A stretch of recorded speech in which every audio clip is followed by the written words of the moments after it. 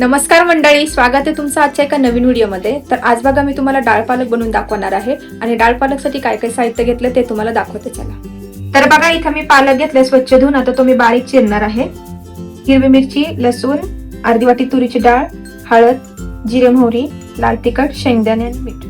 तर आता हे पालक मी बारीक चिरून घेते आणि कुकरमध्ये डाळ आणि पालक शिजायला टाकणार आहे. तर बघा इथं मी गॅस चालू करून कुकर ठेवलाय. त्याच्यामध्ये आता हे धुतलेला पालक टाकते. तुरीची डाळ धुवून घेतलेली ती पण टाकते. अर्धा चमचा हळद, मीठ थोडस,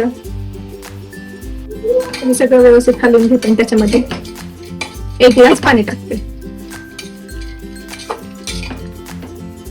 ते बघ 1 ग्लास पाणी त्याच्यामध्ये टाकते. कुकरचं झाकण लावून मोठ्या गॅसवर 2 शिट्ट्या करायच्या आणि मग बारीक करून 1 शिट्टी होऊन द्यायची. ह्याच्यामध्ये बघा शेंगदाणे राहिले होते टाकायचे, तर मी गॅस बंद करून परत शेंगदाणे त्याचे टाकले. आता परत एकदा झाकण लावते आणि त्याच्या मोठ्या ह्याच्यावरती 2 शिट्ट्या करते आणि बारीक ह्याच्यावर 1.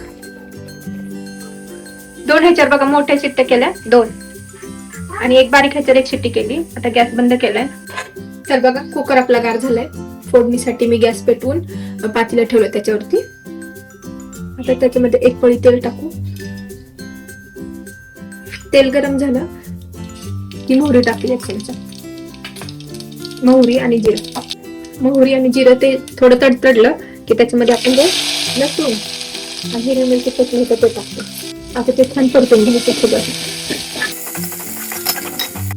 ते 1 मिनिटभर चांगलं परतून घेतलं की त्याच्यामध्ये थोडंसं लाल तिखट टाकू दे, कारण मी 3 मिरच्या घेतलेल्या आहे. त्याच्यामुळे अर्धा चमचा लाल तिखट टाकते. अर्धा चमचा हळद टाकते थोडी. आता ते देखील छान परतून घेते एकत्र करते सगळं. आणि हे बघा आपलं चांगलं लाल परतून घेतलं हे. तर त्याच्यामध्ये हे पालक.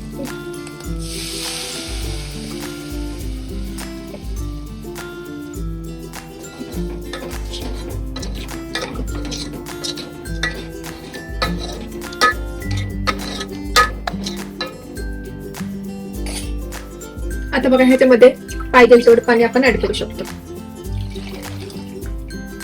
तर बघा तुम्ही तुमच्या पद्धतीनुसार पाणी त्याच्यामध्ये ऍड करू शकता. आता ह्याला चांगली उकळी येऊन देऊ. तर बघा आता आपल्या डाळ पालकला चांगली उकळी आली आहे. आता ह्याच्यामध्ये थोडं मीठ बघते.